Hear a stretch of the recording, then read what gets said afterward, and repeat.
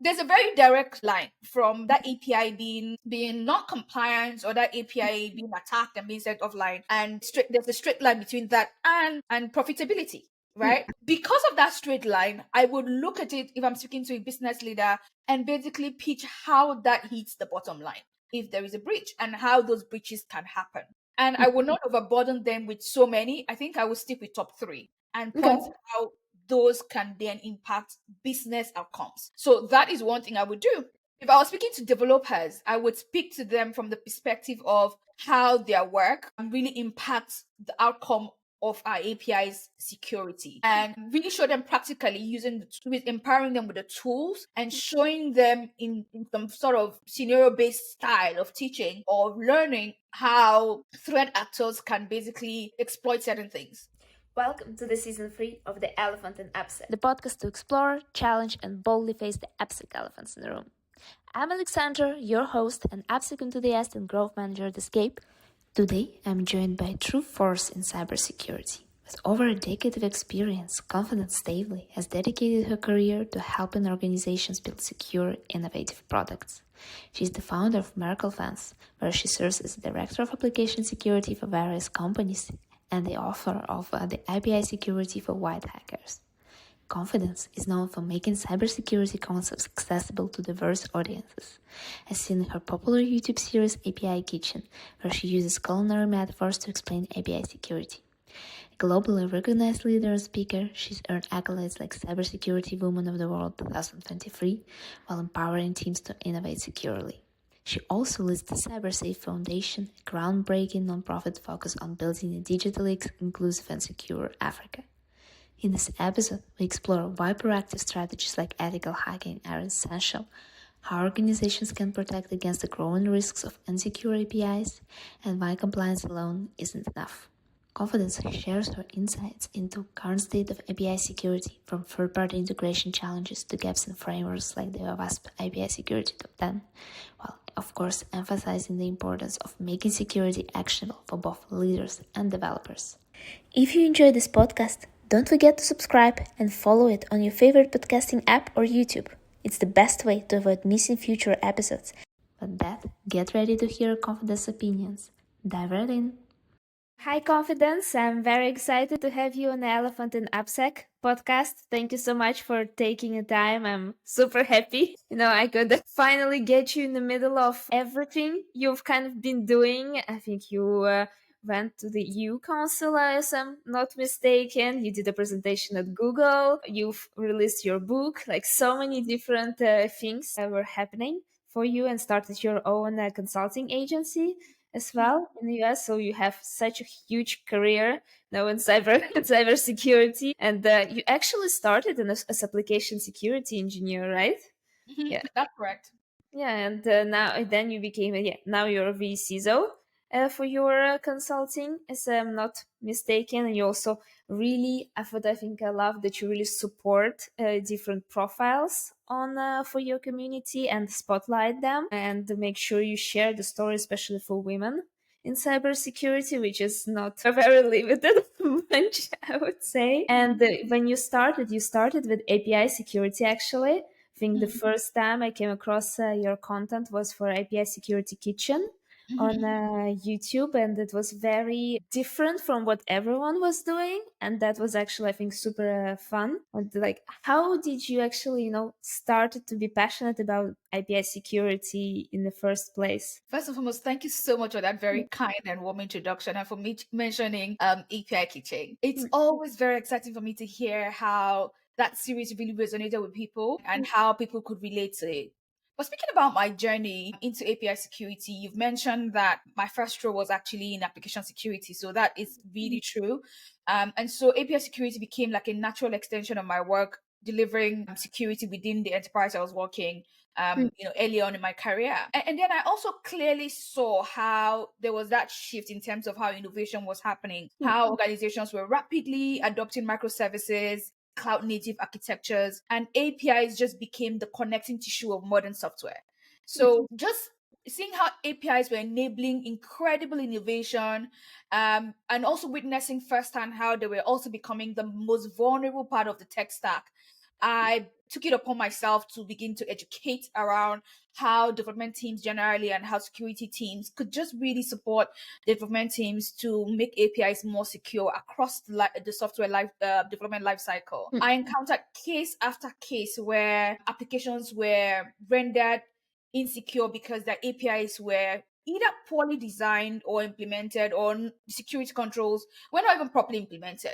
So it was just one of those aha moments for me, really just working to protect APIs, that I then thought to myself, what connects us all as individuals? Like APIs connect us, connect with different systems, and what connects us as people. And I thought about food. We all may not be able to make food, but we all eat food. Yeah. And using those culinary metaphors was my way of helping to ensure that people were able to see that stark realization that the API security was very important and it was lagging behind in terms of its adoption, and then helping to ensure that we are taking it up very seriously. So clearly, my love for food came to the fore, and my love for ensuring that we use education to make change happen in the areas that we are not happy with is something that really inspired me to get started and to really push things through on this like lane of things.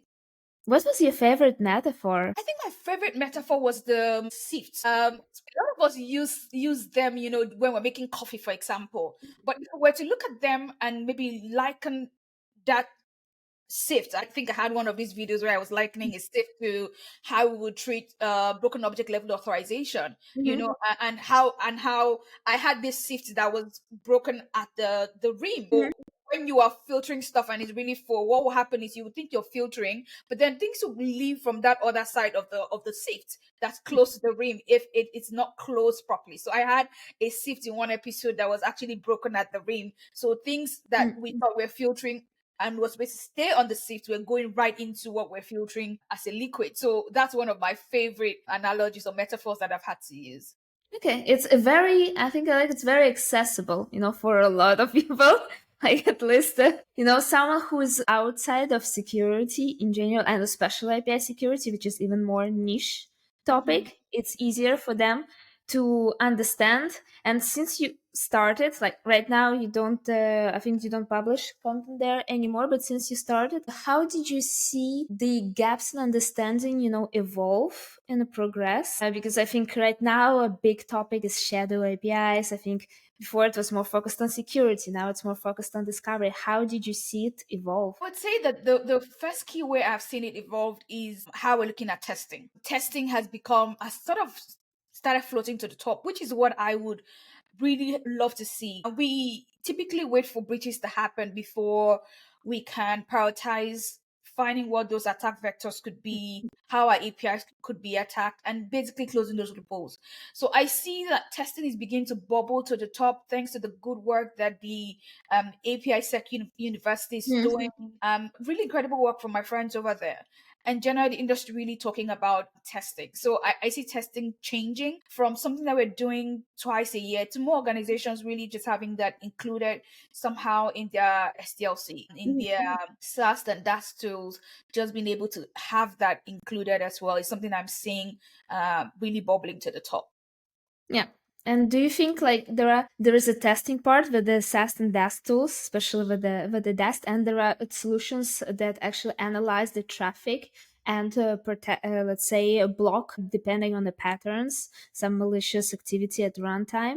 What do you think is more? Should it be complementary, or do you think one is maybe more valuable than another? Sorry, do you want to ask that question again, please? Yes. There are a lot different types of solutions for the testing that you mentioned that emerged, I think, throughout the last year or two, as ones that are more focused on the really like testing code, like SAS, DAS that you mentioned, and another one more for network engineers that focused, like no name or salt security that focused on analyzing traffic. Do you think they should be complementary, or maybe one is a better option than another? I don't know. I think they are complementary because they will deal with somewhat different kinds of issues, different kinds of threats. And while I would say that the ones that monitor network traffic have different set of requirements that I think is heavier. Why do I say so?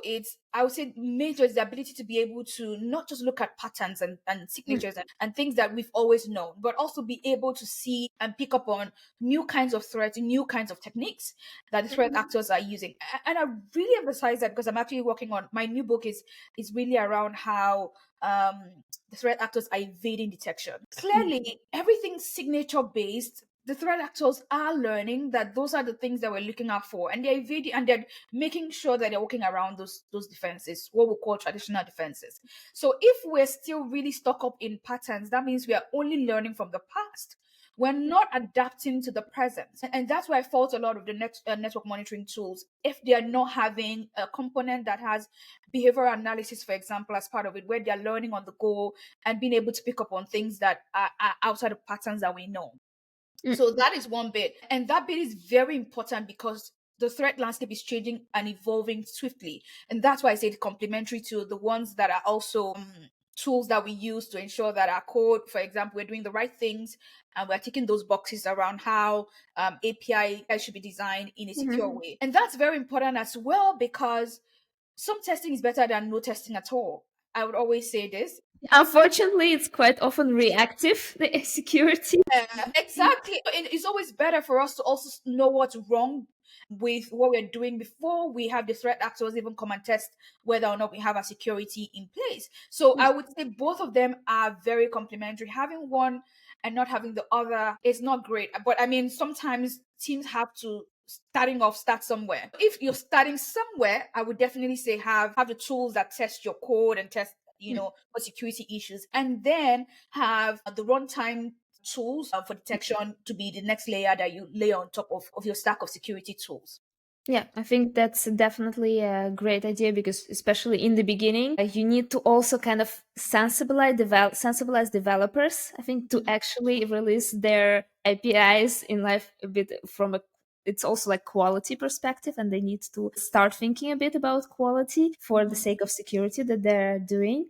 And for your previous book that was on API security that's released, this year, you decided to actually focus on, I think, on offensive defensive strategy and white hacking. Why did you decide to focus on specifically on that? So I would say it was a very deliberate choice, and it was driven by just the evolving nature of cybersecurity and the need for a very proactive mindset in defending APIs. And when we look at real world attacks, attackers are just relentlessly innovative, like I just mentioned earlier on. And they don't follow a checklist. They look for gaps. They look for nuances and exploit them. They find ways to bypass even our best defenses. So as defenders, we also fall into that trap where we're thinking defensively only, relying on compliance or some sort of predefined controls to protect our systems. But the truth is, if we are to outsmart attackers, we need to think like them or even better. And so that's why I really came from my book from an offensive defensive strategy point of view, because I want to teach defenders to not just adopt and change and be able to really take on attackers' perspectives, but to also uncover vulnerabilities before the bad actors can exploit them. And by embedding concepts like API vulnerability assessment, penetration testing, and advanced testing frameworks in the book, I wanted to be able to empower readers to shift from a reactive mindset to a more proactive approach as it has to do with API security. Because it's not enough to wait for a breach to happen. We need to actively hunt for those weaknesses ourselves, build resilient systems, and anticipate the unexpected. You're going to say something? Yeah, I just wanted, like, since you're telling a lot about like shifting the mindset, since right now you're stepping into like VC's role, and you kind of you have to persuade others to actually shift that mindset. How do you do that? Say maybe sound like a broken record, but I would say the first way I would typically do that is to really check who I'm speaking to, right? If I'm speaking to, say, business leaders, it would be to really paint the picture in the context of the business. So let me break that down. It depends on the business. If we have a business where I'm working in business where APIs, for example, underlying enabler behind, say, the solution we are providing, or even API is a service directly. Yeah. And API is the business, for example. There's a very straight line from that API being not compliant, or that API being attacked and being sent offline. And there's a straight line between that and profitability, right? So Yeah. because of that straight line, I would look at it if I'm speaking to a business leader and basically pitch how that hits the bottom line, if there is a breach, and how those breaches can happen. And I will not overburden them with so many. I think I will stick with top three and Okay. point how those can then impact business outcomes. So that is one thing I would do.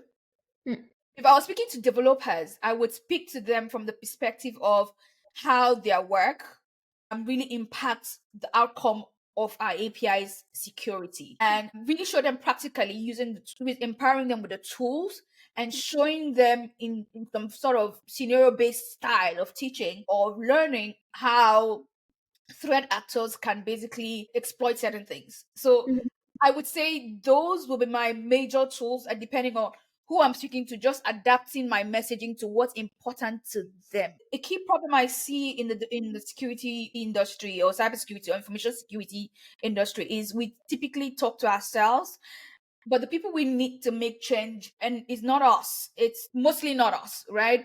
Yeah. It's other people that we have to collaborate with to make this change happen. And so we must talk to them in a way that's important to them, and that way we can get them to somewhat embrace the things that we're teaching, and not also overwhelm them. Sometimes we try to give so much information, right? I'm a big proponent of filtering it and letting it simmer in such a way that you're giving the biggest issues first, and then having them take that on, and then you go down to more, and not falling into the trap of throwing so much information at people. Yeah, I think it's for sure this cybersecurity job. Security job is a lot about influence that you can exert. You Yeah. know, for saying that, because I recently wrote an article, I haven't released it yet, and the article is titled "All CISOs should be influencers."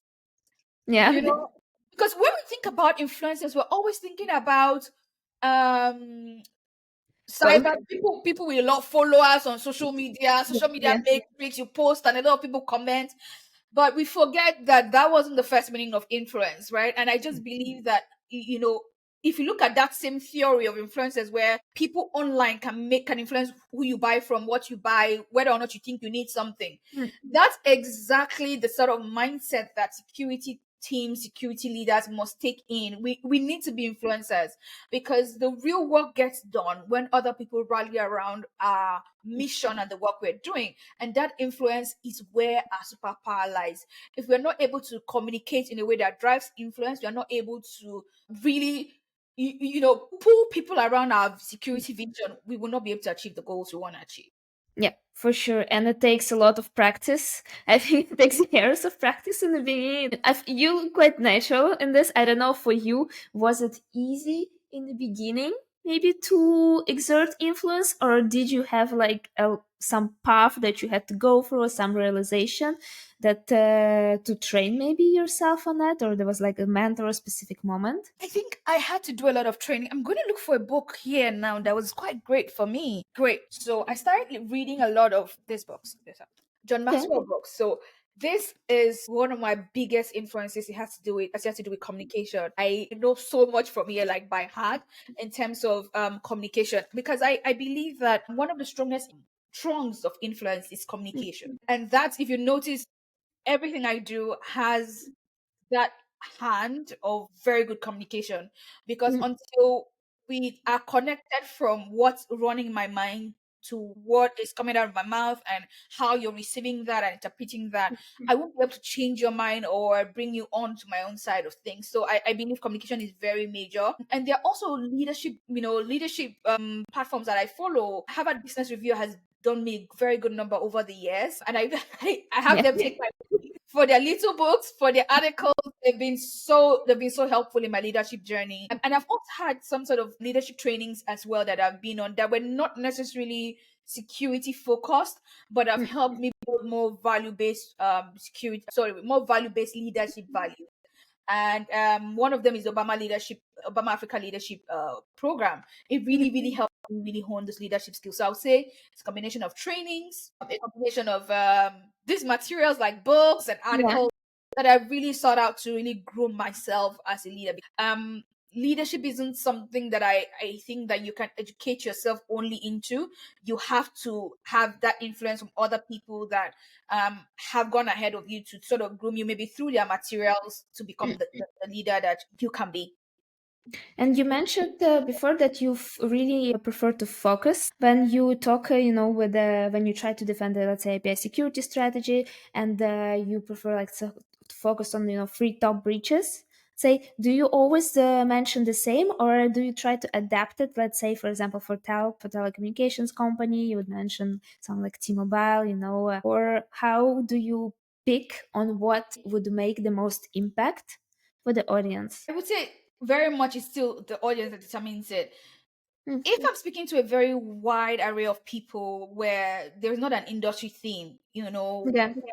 then I would go wide. So I would say, broadly speaking, if I speak about APIs, what are the top three issues that we have? And then I would basically tackle those and share from an empowering perspective what those issues are and how they can take steps, very actionable steps to protect themselves. But if I was going to like industry specific, or there were verticals that were very industry niche, say I was going to people from telecoms, then I would not go broadly. I would rather go, these are the issues that affect, as you have to do API security, that affect your sector more strongly. Or if I was speaking to people from the fintech or financial services spaces, it may be a different set of threats. It may be, again, may being the major word there. And then I would then really zoom in on the top three issues there. It's important to do that because sometimes across industries, the threats that affect one industry may differ from the other. Maybe not starkly, but if you're talking about top three, they may be different. And so ensuring that you're able to hit the nail on the head before people sleep off on you, is very important. It's very important. So I'm just a big proponent of majoring in the majors. Hmm. Okay. And do you sometimes mention, for example, Gartner? Because I know quite a lot of leaders, they talk about Gartner as maybe guide for them. And in 2024, when they released, I think, Hype Cycle, even today at the API Days conference, they were presenting their Hype Cycle as part of the keynote. And the API security was there on the what they call through disillusionment. When for those who don't know, when the initial excitement, wears off. Do you think, why do you think right now we're at that stage? I would speak more to the disappointment that I have seen. Mm, And I would say, I think I've hinted about it earlier on, where I was about passive monitoring and just patterns. I yeah. think that very strongly that would be my major disappointment, because many solutions are focusing solely on um traffic analysis that, Yeah. while it's important, is inherently very reactive. They're just doing very greatly at identifying known patterns of malicious behavior, but they're struggling to adapt to novel attack vectors or vulnerabilities that arise in the development pipeline, right? And for me, if you're really depending on patterns quite so much that you're not necessarily, or your tool is not necessarily learning from behaviors, or what, setting the baseline on what's normal and then seeing what's abnormal from that, and really just checking what's happening, what could be changing. I think that for me, that maybe not be the best thing to have as a monitoring tool today, because attackers are really changing. The next key thing that I think is a point of disappointment for me would be alert fatigue. Having so much, Too many false positives. too many false positives, because the tools that generate an overwhelming volume of alerts without prioritizing or even contextualizing them leave teams overwhelmed. The key thing too is security professionals just need clear, actionable insights, not more noise. And we're having a lot more noise in all of these tools. I think for me, those were my two major points of really disappointment, in terms of the passive nature, and really pattern heavy or pattern focused monitoring of the networks for anomaly, picking up anomaly. Also the point of just alert fatigues. Yeah, I think alert fatigue is definitely something, and the passive nature, like of traffic, analyzing traffic, it's definitely the 2 points here a lot. quite a lot for the alerts. I think no matter whether it's API security or application security, like for everything, for API security, it's really like based a lot on like analyzing after we release something in production. Do you think, for example, ethical hacking, like before, it's something that helps us to learn and, break down the application? Do you have like a moment where when you actually did it, for example, yourself, when you were preparing or writing a book, that really taught you about how important it is to continuously learn, how attackers think? Yeah, I think that as someone who has played in the application security engineering space for quite a while, ethical hacking is a core part of even how we educate. Because, like I mentioned earlier on, I said something about simulations. And so developers sometimes realize how easy certain things can be for people with the right skills to do.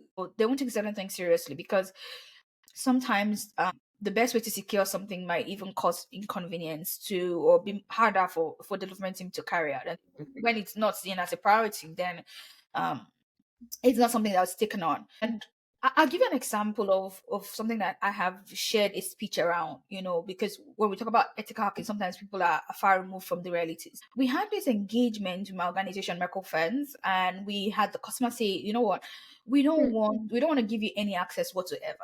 We want you to find any way that you can breach us and access sensitive information. That was all they said to us. That was our brief. So breach us, access sensitive information, and show us how Yeah. that could be done, because that's how the bad guys will most likely do it. We won't give access to the bad guys to come, breach us. Yeah, You know, that like so that And so yeah. what we simply did, we started looking for their assets. And what I'm going to describe to you just a few hours. We started looking for the assets. Of course, we found their forward-facing mobile app on the iOS store, which was of course already published and available to the public. We picked that up, reverse engineered it, found a GraphQL API that was doing all of the heavy lifting for this logistics company. And then we played about with it. We were able to first of all get like a map, what in technical terms people call a schema. We're able to get the schema to see what all the data fields were like, and what interactions would be like, and what kind of data was accepted, what sort of calls, and all of that. We're able to get that from that particular API because one little feature was left turned on, which is GraphQL introspection. Yeah. Then from there on, we're able to play with that API more and find 5 of the top 10 API vulnerabilities active in that particular API. Now, we did all of that. We're able to access sets of information where we're able to show proof of concept of how we could have altered that down to their database. Now, imagine if we're not hired to be able to do that. Look how much we're able to do with no information whatsoever.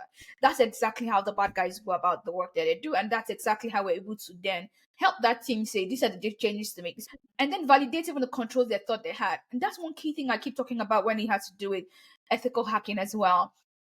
Um, if most people lock their doors, and when they pull the key they still check the handle if they can still open the doors. Why are they doing that? It's because they are validating if they actually lock the door and the door is locked. But we have security controls that we put in place, and then we don't check if the controls are working or if they work against most of the major threats that we encounter. So I believe that ethical hacking also presents a unique opportunity when done in ethical ways within the scope and with explicit consent, like I spoke about, and with very detailed reporting that's actionable as well. It enables teams to then be able to stop the bad guys or find the issues the bad guys would have found and exploited, and really close those loopholes before the bad guys do. Yeah, I think GraphQL is for sure one of the technologies that still needs a lot of security on the top of that, and a lot of security testing, because it's quite, well, it's still, if you compare it to REST, it's still quite new. And as you mentioned, like about introspection, there's still a lot of discussions whether you should enable it or disable it for the sake of security. At least that's what I've seen personally in the space. And it's interesting that you mentioned like top 10, because I really like some of controversial questions on the podcast. So that's kind of the elephant AppSec comes from.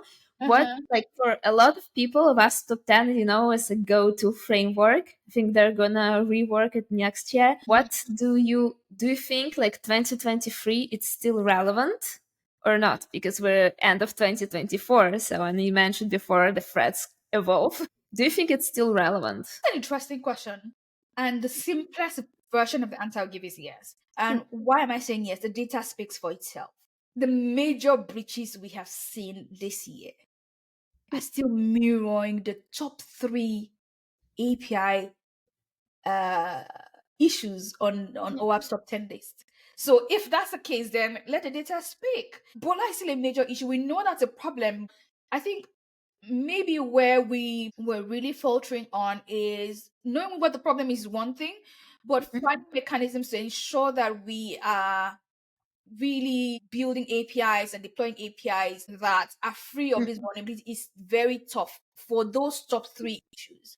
So I think maybe what I would say is we need to make it easier for our teams. We need to make it easier with tooling, if availability of the tooling, and all of those sort of things, drivers change to be able to happen in a way that helps.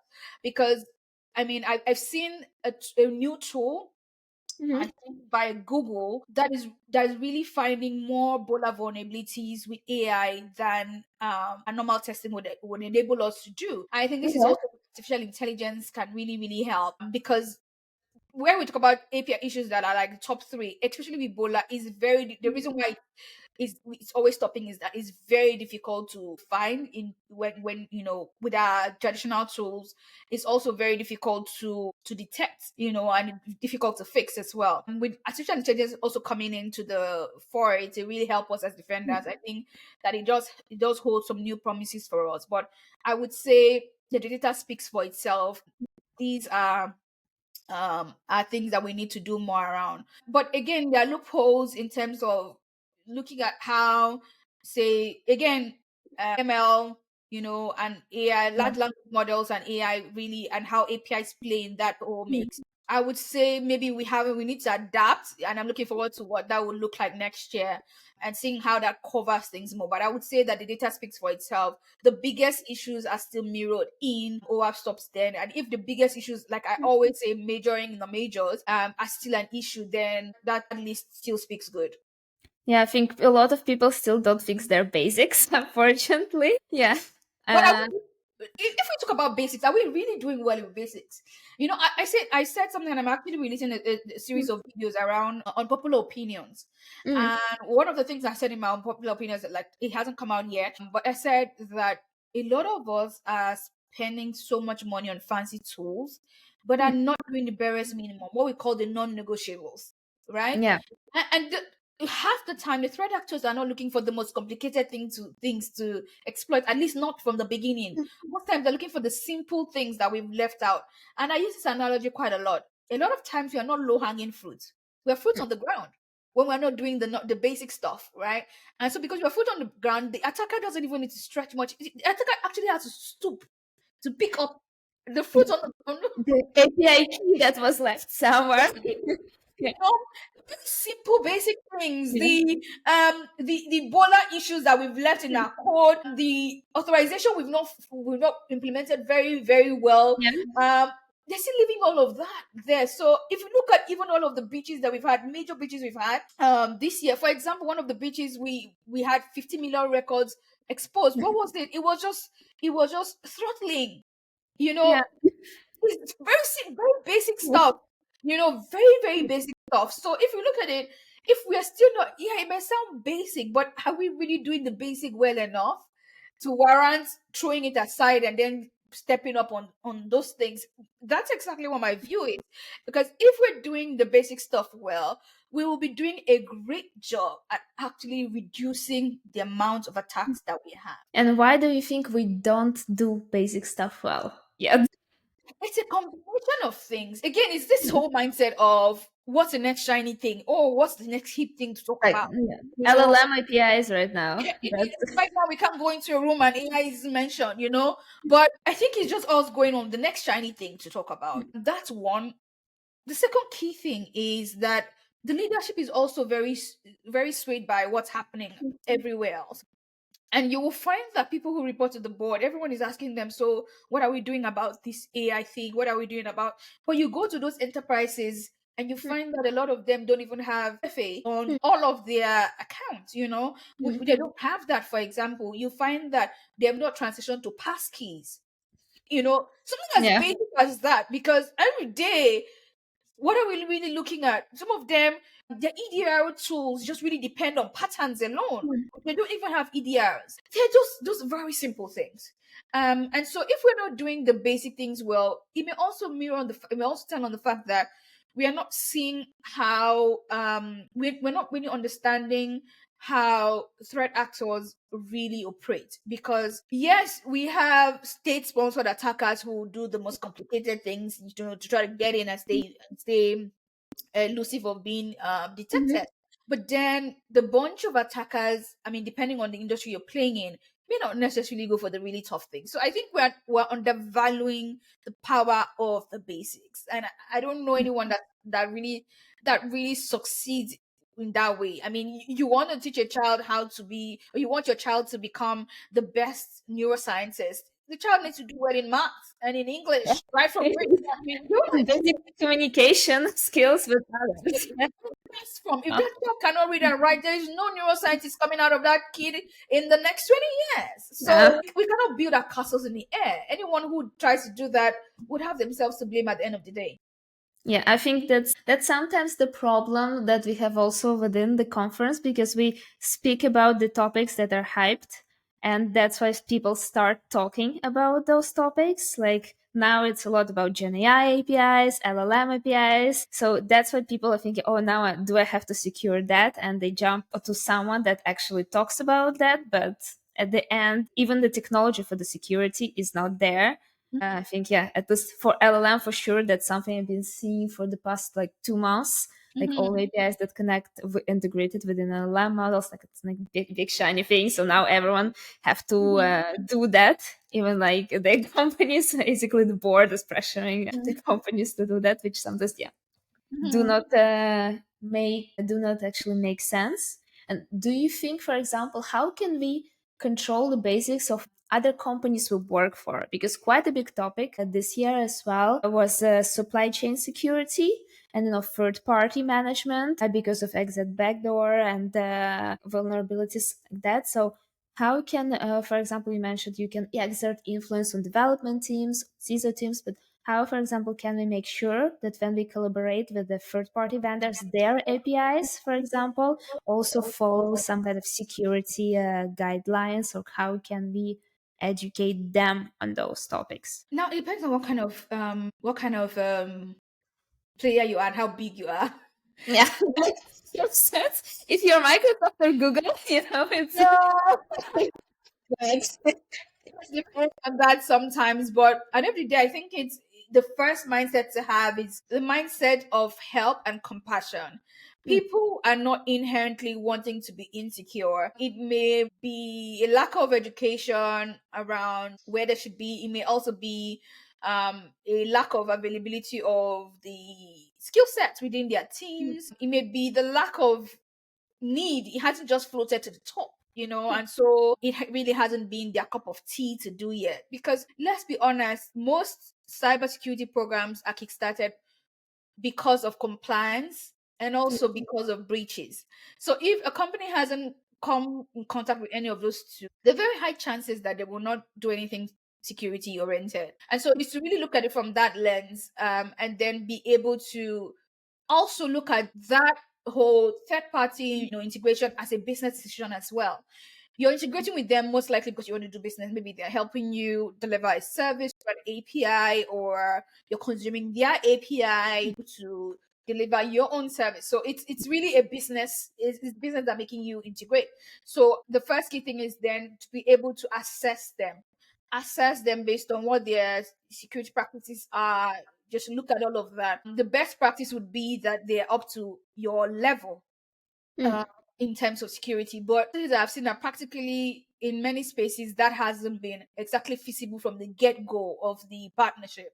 So I would say maybe create a lower ceiling where your vendors can then meet, and then give them a timeline where they need to up things, and maybe share the resources for them to be able to do that, because it's mutually beneficial for you to be able to achieve that level of security. So I would say treat it as a business, treat that security and compliance and third party assurance as a security, as a business activity as well, and bear that in mind, because you also don't want to be the reason you're not able to have a partnership that actually helps the business. Because what could happen is security could be kicked aside, and they go ahead, business goes ahead. If, for example, that tool or that partnership is very required for us to make money as a business, so you need to be able to be flexible with your strategy for improving the security posture, while ensuring that your own requirements and showing the business and everyone as a player why it's important for that partner to really measure up.